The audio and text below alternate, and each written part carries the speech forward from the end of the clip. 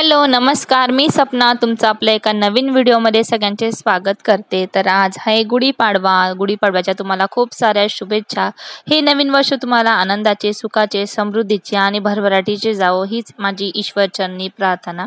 तर या ठिकाणी गुढी आम्ही उभारून घेतोय। गुढीला मस्त नवीन साडी घातली, मी साखरेची माळ घातली, लिंबाचा पाला, फुलांचा हार घातला आणि मस्त तांब्या लावला आणि गुढी उभारून दिली। आता या ठिकाणी मी कटाची आमटी बनवते। काही ठिकाणी याला येळवण्याची आमटी सुद्धा म्हणतात, पण आमच्याकडे ना याला सार म्हणतात, सार भात आम्ही म्हणतो किंवा रसई सुद्धा म्हणतो आम्ही। तर या ठिकाणी माझ्या सासूबाई पुरण गाळत आहे, त्या खाली मला पुरण गाळून देत होत्या आणि मी वरती किचनवर स्वयंपाक बनवून घेत होती, सार भात, आपली खीर वगैरे। आणि सणवार म्हटला ना खूप सारी धावपळ उडते। सकाळपासून उठल्यापासून ते स्वयंपाकामध्येच लागावा लागतो, कारण की पुरणपोळीचा स्वयंपाक जर म्हटला ना तर खूप सारा पसारा असतो। तर या ठिकाणी मी मस्त आमटी बनवून घेते। डाळीचं पाणी काढून घेतलं होतं तेच टाकते या ठिकाणी। आणि आमचं डाळीचं पाणी थोडं घट्ट होतं ना, म्हणून मी जास्त काही टाकलं नाही। जास्त डाळीचं पाणी टाकलं आणि जास्तच घट्ट होते आणि जसं जसं थंड होतं ना तर तसं तसं जास्त घट्ट होत जाते आमटी। आता या ठिकाणी तांदळाची खीर सुद्धा बनवून घेतली मी। आता तिला वरून तडका देते। साजूक तुपामध्ये मी काजू बदाम मस्त फ्राय करून घेतले, ते टाकले। जर वरून असे काजू बदाम फ्राय करून टाकले ना तर खूप छान चव येते खीरला, आणि पुरणपोळी सोबत खीर खूप छान लागते खायला। काही ठिकाणी ना गुढीपाडव्याला श्रीखंड पुरीचा मस्त बेत असतो, पण आमच्याकडे ना पितरांना नैवेद्य दाखवला जातो, त्यामुळे आमच्याकडे पुरणपोळीचा स्वयंपाक बनवला जातो। आणि हे आपले मराठी नवीन वर्ष ला सुरुवात होते गुढीपाडव्यापासून, तर हे सेलिब्रेट झालंच पाहिजे।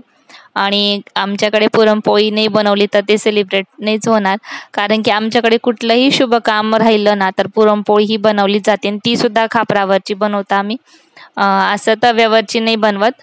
तर माझं सार झाला, खीर सुद्धा झाली। आता मी कुरडई पापड तळून घेते। तुम्ही बघू शकाल किती मोठा पापड आपला फुलून तयार होतोय। आता हे उन्हाळी वाळवणात बनवलेले तेच पापड आहेत, मी तुम्हाला दाखवला सुद्धा, याचा व्हिडिओ सुद्धा तुमच्यासोबत शेअर केला होता। मग तेच पापड आहेत त्या ठिकाणी, किती मोठे मोठे फुलतायत आणि खूप खायला ना खूप चविष्ट आणि एकदम मऊ लागतात, अजिबात कडक लागत नाही हा पापड खाताना। तर या ठिकाणी मी तळून घेते। आज काही मी पुरणपोळी बनवताना व्हिडिओ शूट केलेला नाही, कारण की नेहमी तेच दाखवावं। मी भरपूर व्हिडिओमध्ये दाखवलंय की पुरणपोळी कशी बनवली जाते आमच्याकडे, आणि आमच्याकडे ना खापराचीच पुरणपोळी बनवली जाते, तव्याची तर आम्ही कधीच बनवत नाही। कधी म्हणजे कधीच नाही बनत आमच्याकडे। छोटं असो किंवा मोठा कार्यक्रम असो, आमच्याकडे खापराच्याच पुरणपोळ्या बनवल्या जातात। माझ्या माहेरी सुद्धा आणि माझ्या सासरी सुद्धा खापराचीच पुरणपोळी खाल्ली जाते। आणि आमच्याकडे कोणी पाहुणे जरी आले ना तरी आमच्याकडे त्यांना पाहुणचार हा पुरणपोळीचाच असतो। वरण भात आम्ही असं काहीच बनवत नाही। पाहुणे आले तर सरळ पुरणाची डाळ टाकायची आणि पुरणपोळीचा स्वयंपाक करायचा। आता तर आंब्याच्या सीझनमध्ये ना कोणी जरी आलं तरी त्याला पुरण खाऊ घातल्याशिवाय आम्ही पाठवत नाही। पुरणपोळी आमरस हा होतोच आमच्याकडे। क्वचित असं घडतं कोणाच्या तरी घरी, असं क्वचित घडत असेल की ते तव्याच्या पुरणपोळ्या करत असतील। तर या ठिकाणी मस्त मी कुरडई पापड तळून घेतले, भज्या सुद्धा काढून घेते, आणि या ठिकाणी कांद्याच्या भज्या वगैरे नाही करते मी, साध्या भज्या काढून घेते। आणि असं साधा सुद्धा खूप छान लागतात खायला, टेस्टी होता, आणि मुलांना तर आवडतात। मुलांना कांदे वगैरे टाकून आवडत नाही, असे सिंपलच भजे खायला आवडतं। तर मस्त मी असे भजे तळून घेते। आणि आमच्याकडे ना गुढीला 12 वाजेच्या आतच उतरवून घेतो घरात, आणि मग तिला नैवेद्य दाखवला जातो।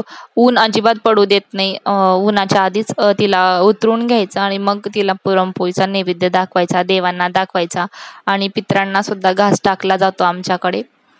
तर कारण की नवीन वर्षाची सुरुवात होते, म्हणून पितरांना सुद्धा आम्ही जेवू घालतो आजच्या दिवशी। तर अशा प्रकारे आमच्याकडे गुढीपाडवाचा सण साजरे केला जातो। तुमच्याकडे कसा केला जातो ते नक्कीच सांगा, आणि माझा व्हिडिओ कसा वाटला ते सुद्धा सांगायला विसरू नका।